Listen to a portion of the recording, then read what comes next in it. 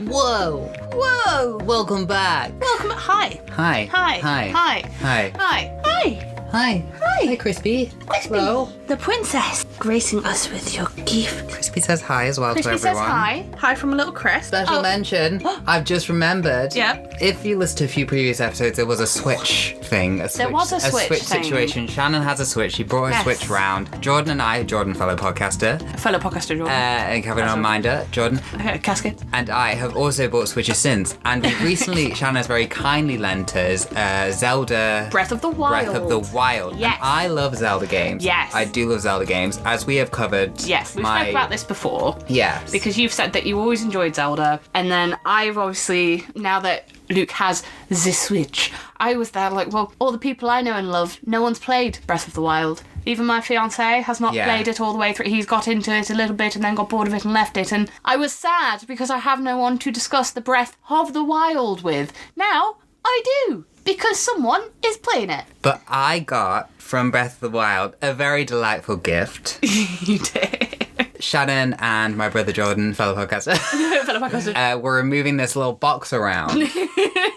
And at one point they go, don't fall on that, you'll be really upset. And I was thinking, oh, okay, maybe it's some exploding snakes, you know, like the snakes in a can situation. But instead snakes in a box. I thought it might be like cake or like some pastry, like something squishable. In the box. Or something really, really fragile. So I didn't touch the box. The sofa. It was on the sofa, yeah. And then it was on the floor in front of the door because we were like, me and fellow podcaster Jordan assumed that curiosity would eventually get the better of you and you'd look under the box. But I was being well behaved. I was like, I don't want to ruin something if you guys have a plan for this box. And our plan was for Luke to eventually be like, oh, and open the box. And I almost did it. Well, I moved it ever so slightly and I realised there wasn't a box underneath it, so I put it back. So I was like, I don't want to ruin anything. I don't want to break anything. But in that, when I finally, because I was like, can I lift this box? Because bear in mind, at this point, it's gone from the sofa to in front of the back door because she'd gone out on a walk and we thought surely when he comes back from his walk and he's seen the boxes move, curious, no. And then moved back onto the sofa into his specific seat, may I add, where he tends to sit on the sofa. Did he open the box? No, he just sat next to the goddamn box. And I'm sitting there, kept looking at Jordan. We're both just sitting there looking at each other every now and again, just going, when is he, like giving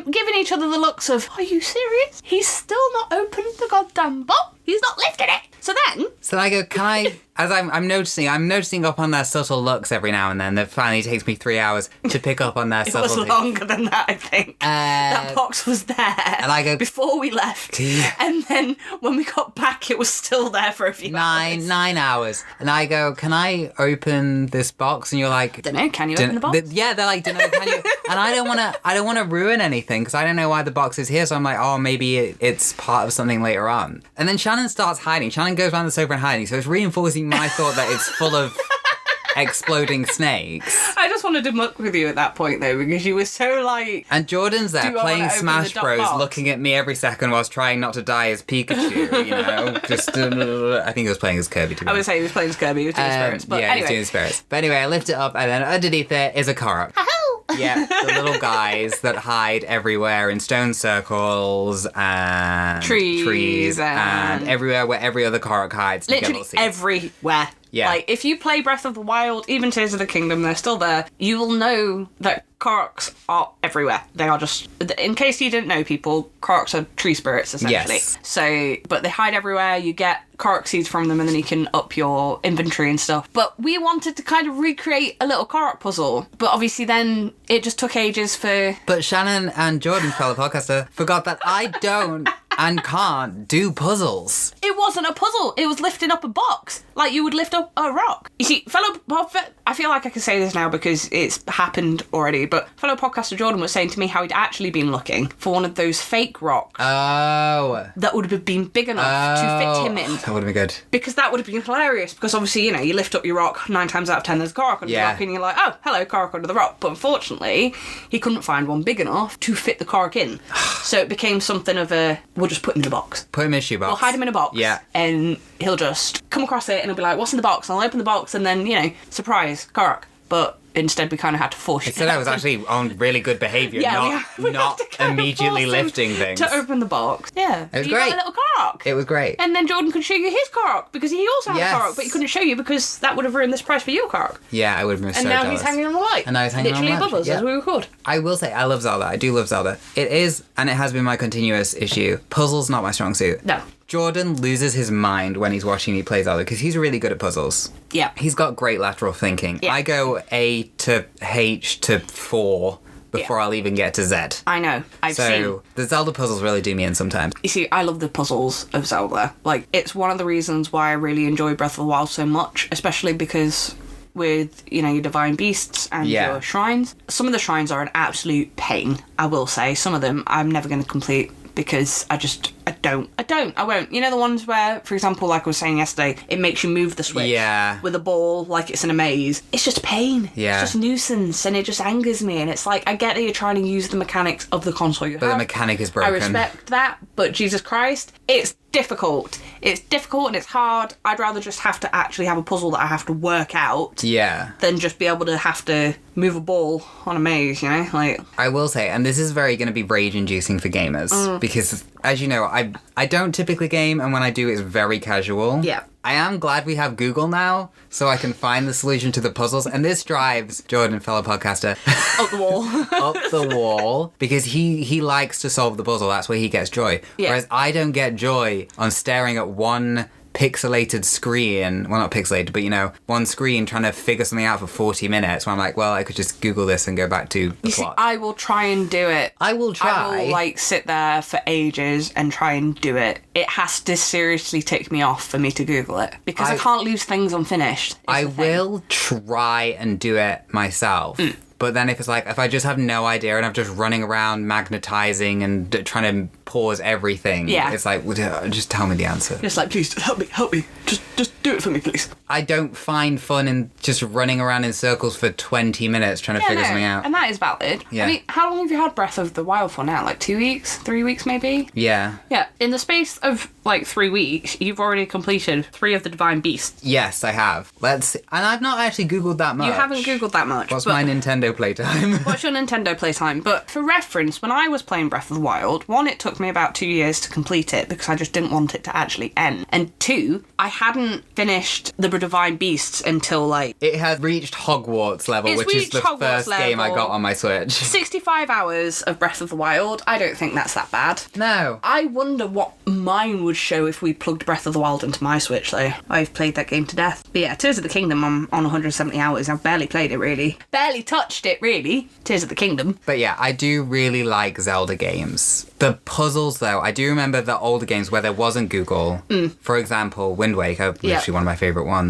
The puzzles killed me sometimes. The amount of times I spent just running around the same bit, just place. Trying to understand. Because Zelda games, they do not hand it to you. No, they don't. And I think that's good in a sense. I think it's good because it makes you actually focus on the game. Yeah. You have to work for the game. It's not just handing you everything on a platter. But I do find it sometimes annoying when it's like, okay, go find this thing, and it's like you select the mission, and the mission is just to report back to the person who gave you the mission because it won't give you anything. It's like, at least give me the area. No, it won't. If you're going to try and find something, it's going to make you go out and find it. Yeah. And that's a bit like, sometimes it's like, okay, fine, if I'm getting a good bit of armour for it, but if I'm just getting a carrot... Yeah. I'm going to get annoyed, especially if you've spent 20 years trying to look for it. Yeah. But I do love Breath of the Wild, though. It's such a good game. I do like it. I do think it's really a good nice game. going back to it for me, because obviously I haven't played it for quite a while now, because I've been on Tears of the Kingdom for a bit. I played Breath of the Wild last year, but it's just such a comfort game for me, so watching you explore it and seeing the different way that you're playing it is really kind of rewarding, because you're just doing it completely different to how I did, and you're already so much further through the story in 3 weeks than I was in a year and a half. Do you know what I mean? Yeah, that is quite surprising.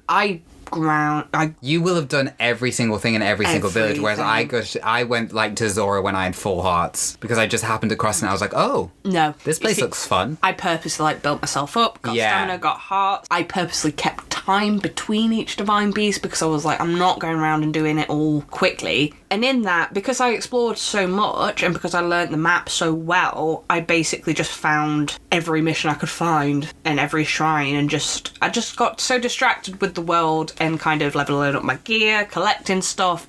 Time went away with me, and then next thing you know, it's been 2 years and I finished it. Yeah, whereas I'm more like happening across a mission, Story doing missions, it. If I grab something on the way, that's fine. Which is solely how I play it. There is this interesting thing between you and that Jordan was saying, Jordan, fellow podcaster.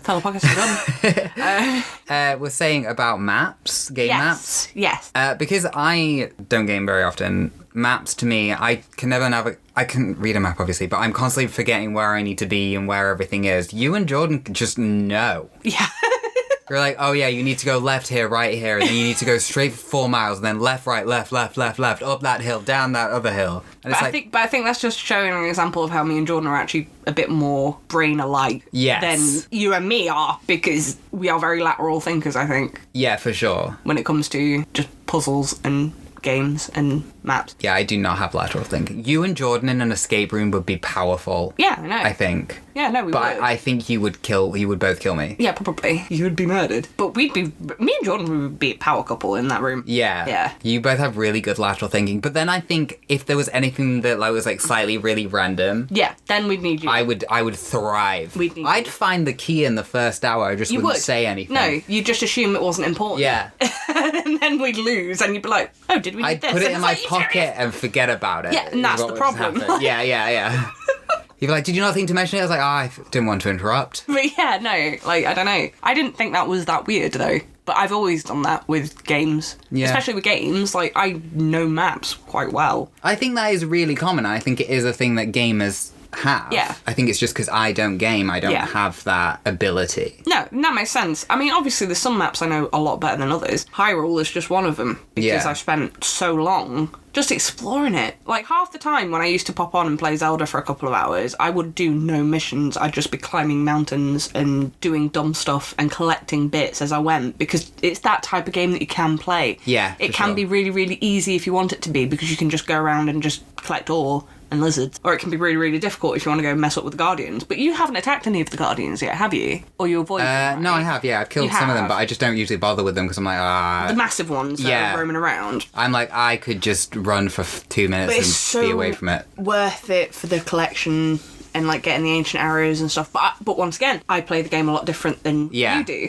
I'm very stealth orientated, even as Link. You don't even have the stealth armor, and I'm just there that's madness, because that was the first thing I went and bought at, is it Kyoto Village? Yes. You know, the one with the lovely in the cliffs. Hento Village is the one. Yeah, that's the one with the tech lab. I'm pretty sure it's Kyoto Village with the Sheikah tribe. It's just such a useful bit of armor. But then you have that rubber suit. I never had that. Really? No, I never had it. Never seen it until you started playing with it. That's crazy. Yeah. But that's the beauty of the type of game that it is. We can, once Jordan, because I'm assuming Jordan would like to borrow it after you've finished with it, which I'm happy with. Yeah, he can borrow it, not a problem. Takes it every time I'm not. Yeah, exactly. He's playing it anyway, FYI, just when Luke's at work. We can all finish that game and come out of it with completely different experiences. For sure, yeah. Which is fun, because you can just play it how you want to play it. But you do know I'm really bad at stealth, because remember when we played Hitman together? Is it Hitman? Yeah, it was Hitman. I know you're terrible at stealth. Because the problem is, I will stealth and I'll be like, I'm bored.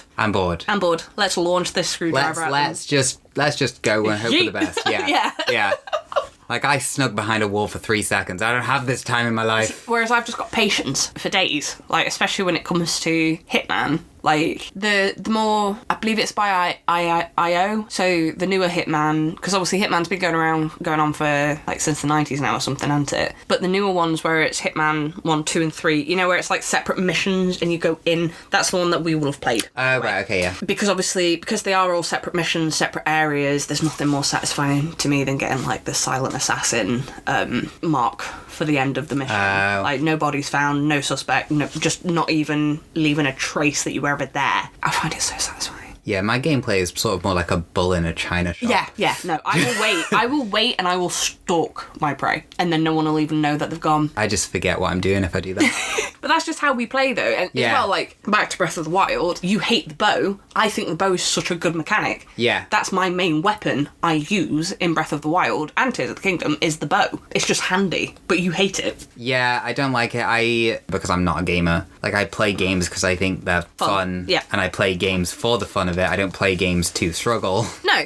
I don't play games to struggle either. Like, when it comes to... But, like, the bow is, like, there's no aim assist. There's no... You have to figure out the arch of the arrow. You're hitting something in the distance, you have to aim above it. Yeah. And it's just like, I could just run forward and then hit it with a sword. I'd rather keep my distance, you see. But that's part of the whole thing of, once again, I play stealthy. Yeah. Like, when you go, you know...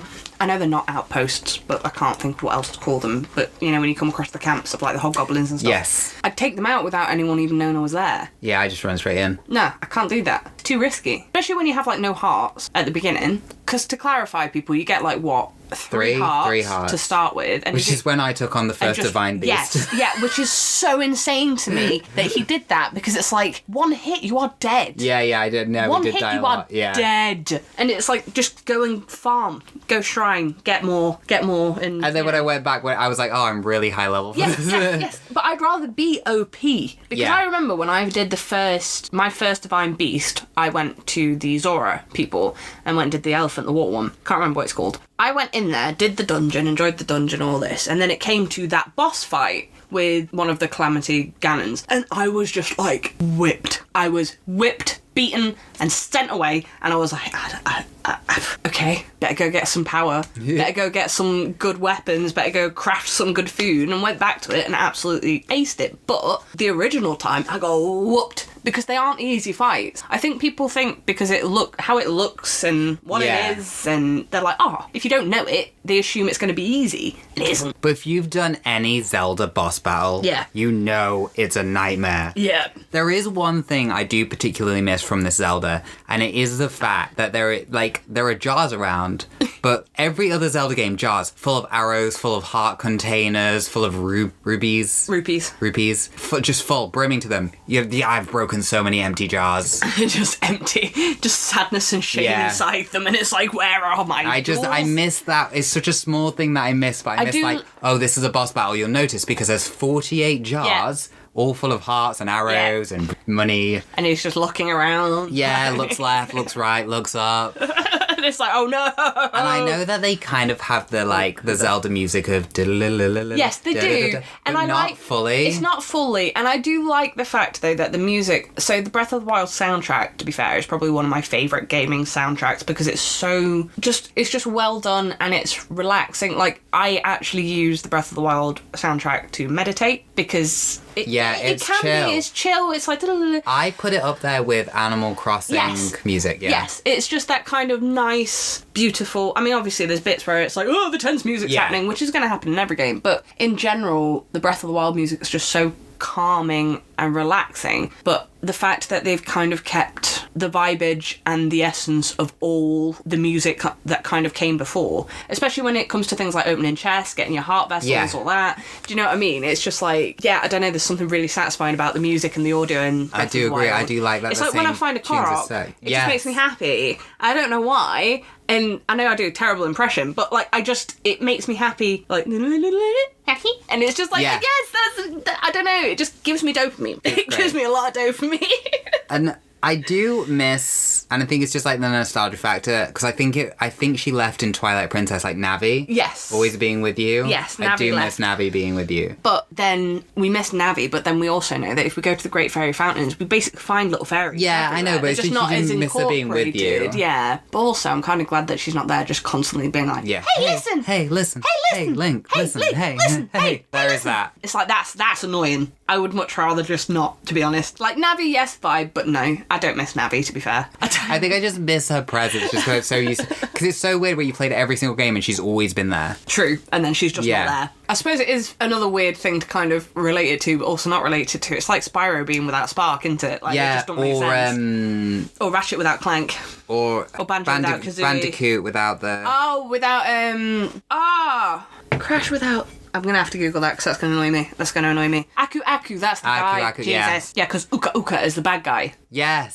Yeah. I always got them muddled up. But yeah, it just doesn't make... I do understand what you're saying. It's just... I'm very much happier her not chatting my ear off every 2 minutes. I do think because I really love Toon Link, you know, the old original classic Toon Link. Well, not the original classic, but you know, like the... Old Toon Link. Toon Link is great. Toon Link. Yeah. Yeah. And then Twilight Princess made really realistic Link, and I didn't play it solely because I just didn't like the concept of a realistic Twilight Princess seemed to just go down a dark route, didn't it? It was like, let's go this way and make it more adult. And I think in doing that, they actually hindered themselves with it, personally. But for sure. But then I think Breath of the Wild and Tears of the Kingdom is kind of linked. Yeah, it's grouped together. It's not super Toon Link. No, but it's not super realistic. Yeah. It's not super, like, childish, but it's also not adult because but it depends on what you find as well. Is the fact that it's just depending on what you choose to do, depends on the story that you kind of build. I will say Breath of the Wild and Hyrule is just a great map though, because it feels so it's a really full big of life as well. Because 9 times out of 10 when it comes to like a sandbox game or a big open world game, I think especially with your Ubisoft and your newer Assassin's Creeds and Watch Dogs and stuff, very empty maps.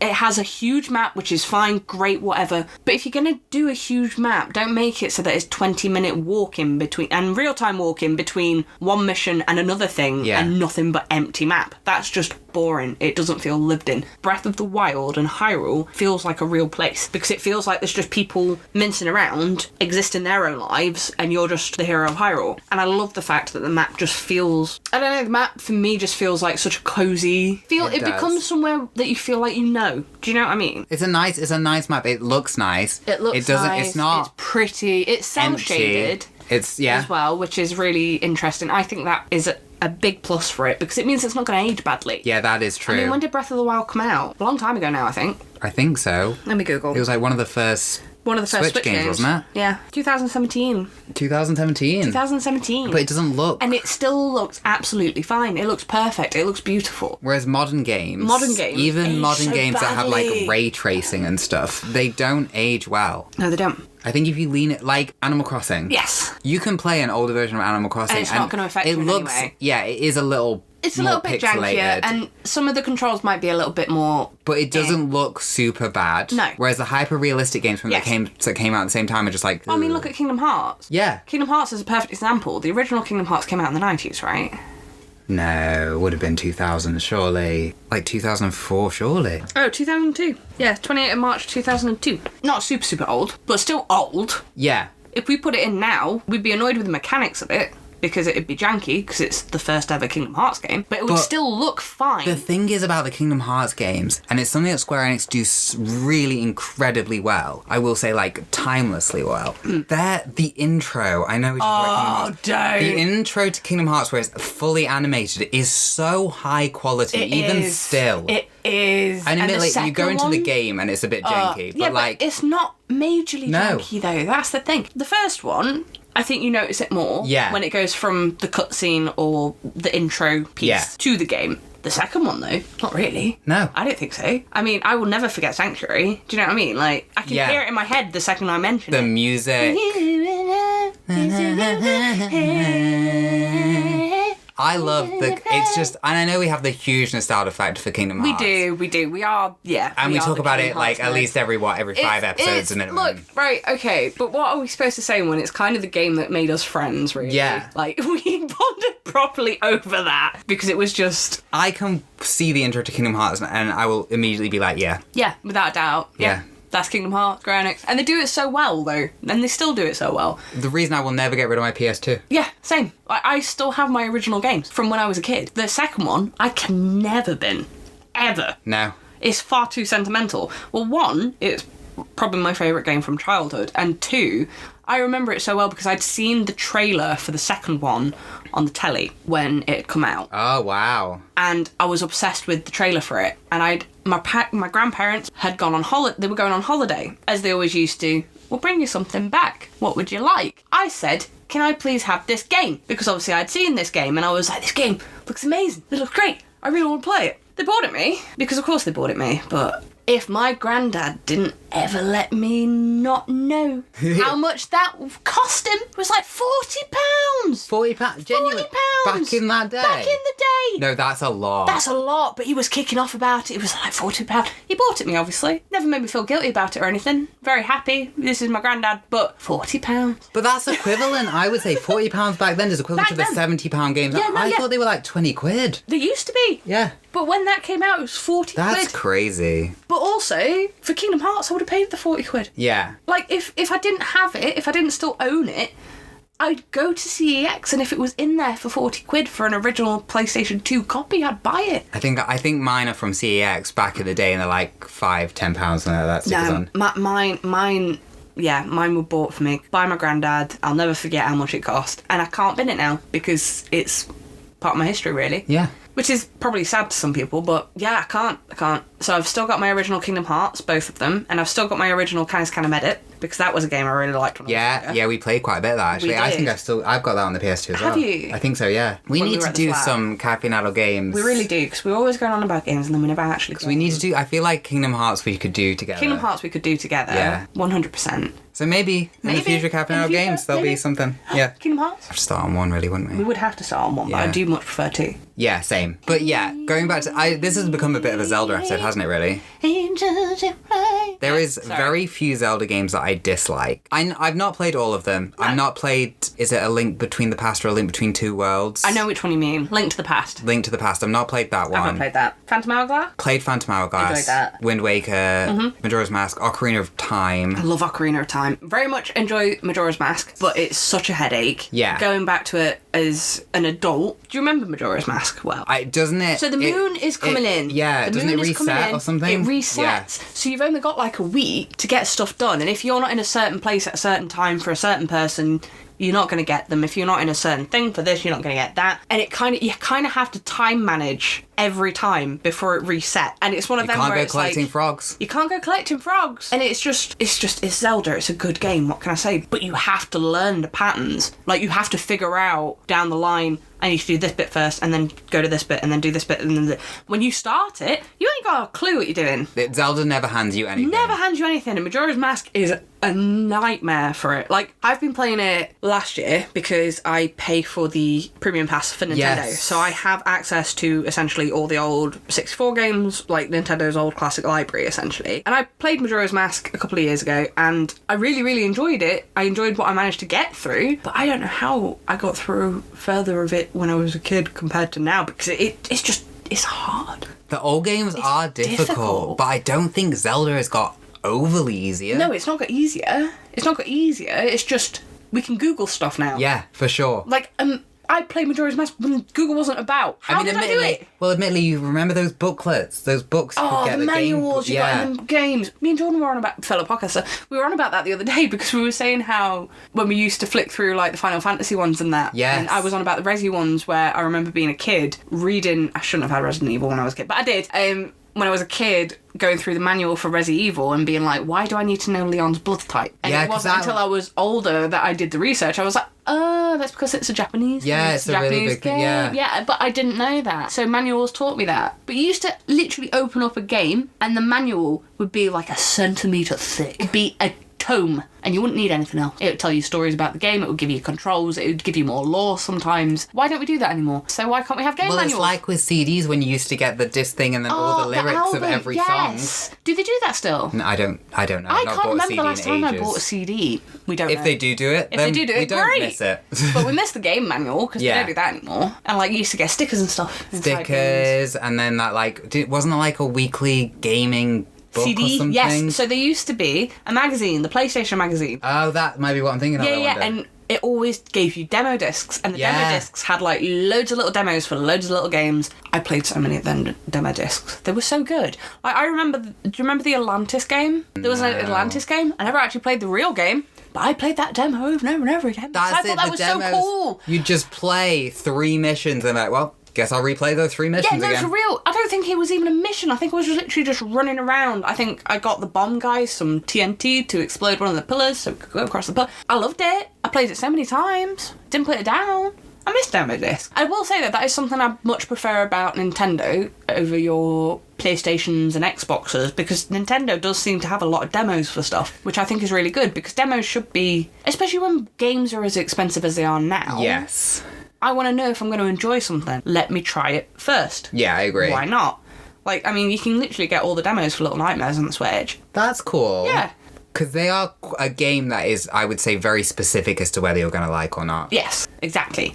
But also, I do think they're another game, for an example, that won't age badly. No, because I love the art style of Little Nightmares. I don't think I'd enjoy playing it. I enjoyed watching you play it.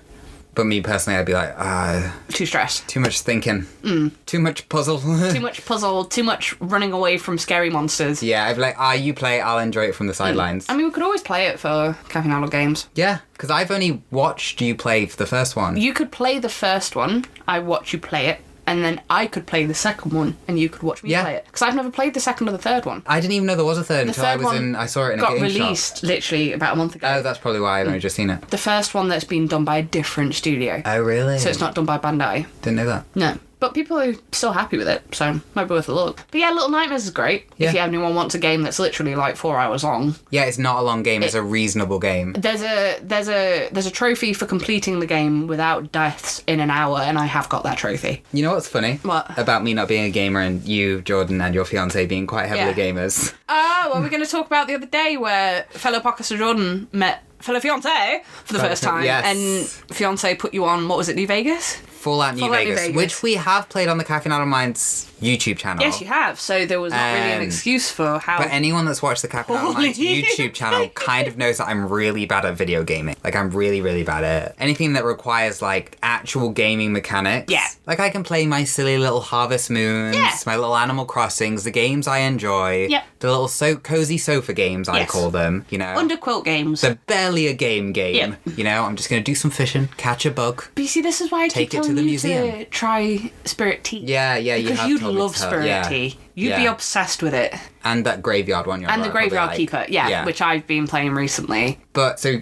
Everyone puts me on Fallout New Vegas, and I'm like, I'm like, this isn't going to go well. I don't deal well in, like, high-pressure situations when people are shooting at me. I'm like, I don't know what to do. I just want to run away and think for a second, like, leave me alone. Give me a minute. Anyway, I also don't like reading lots of dialogue. Yeah, no. I don't care. Let me play the game. Yeah. Like, he'll just skip through everything. Like, there'll be important story stuff being explained about the mission that he's trying to do, and he'll just skip it, and you'll just be like... give me a TLDR. Yep. You know, I don't need all this exposition. So anyway, I broke the game within the first 5 seconds because I punched... You punched the cop guy, the policeman robot, didn't you? Yeah. And your fiancé and Jordan, fellow podcaster, goes, just reload the game from the start. And I was like, what? You cannot play the game. You've ruined it. That guy is going to chase you down to the ends of the earth. And I was like, I didn't know I was going to punch you because I just pressed a button. I didn't know I was going to punch. I didn't know he was friendly. I saw a robot, thought they were bad. Punched the robot, had to reload, and then just basically gave fellow podcaster Jordan and my fiancé a bit of an aneurysm. Yeah, and then I got into a few gunfights and they hated it because I was like trying to hide behind walls and run away. They were just like, use that! Press the button! And... Yeah, so that was a very it was entertaining for me. Just sitting there and watching all this unfold, because obviously it's just funny. The second he was like, put you on New Vegas, I was sitting there and I was thinking, that's not going to go well. He's screaming at me in a friendly way. In a friendly way. Like, it was very funny. I was crying with laughter. We all were. I will clarify. We do like to shout at each other as a group, I seem to have noticed. Yeah, but like in a funny way. It's all in a good manner ribbing way. It's not actually meant. We played a few board games yesterday. We played a few board games. It was fun. I love board games. We do love board games, and board games are fun. I really highly recommend the board. Bandito. You basically just have to. It's like little cards. There's this guy trying to escape prison. And you just have to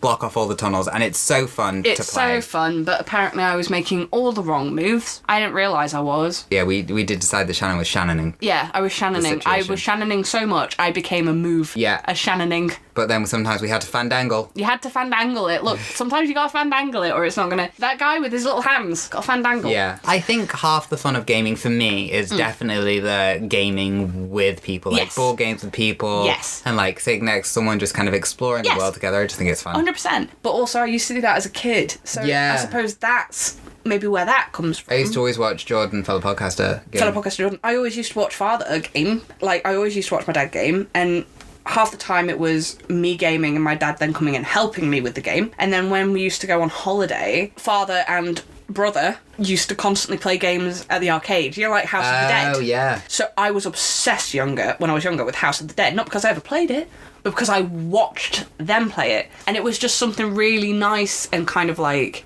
I don't know, just bonding, you know? Yeah. Like, your brother and your dad's just there shooting guns away, and I'm just absorbing this game. And it's just a nice. fun, chill time. It's just chill. Yeah. I mean, it's definitely where the popularity of Let's Plays has come from, I think, from a generation of people watching other people play. Yeah, I would say so, yeah. Because I still watch Let's Plays. Gaming's great. I love gaming. Gaming's great.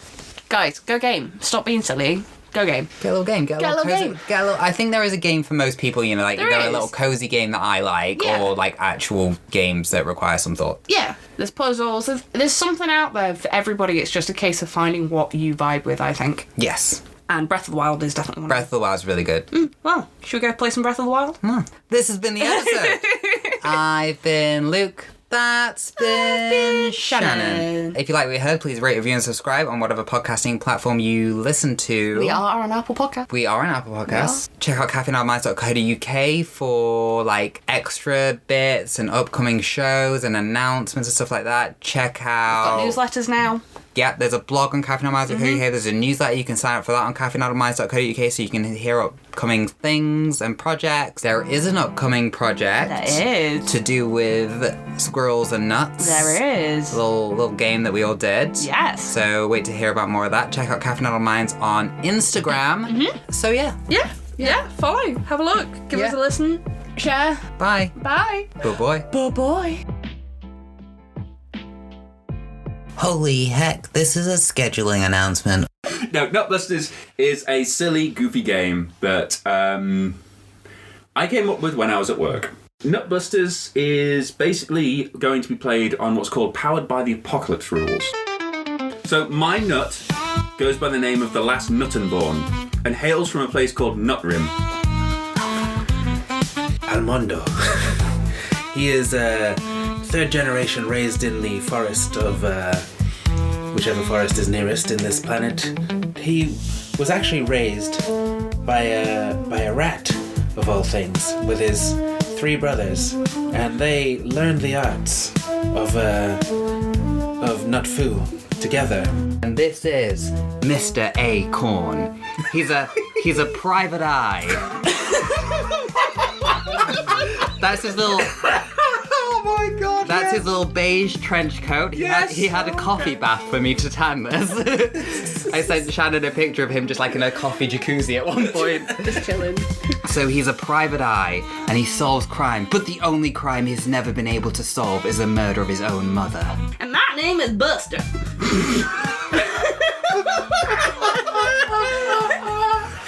I'm in a constant state of panic and I live in a trailer. And that's about where I got. I woke up in a bed and I don't know where I am, so here I am.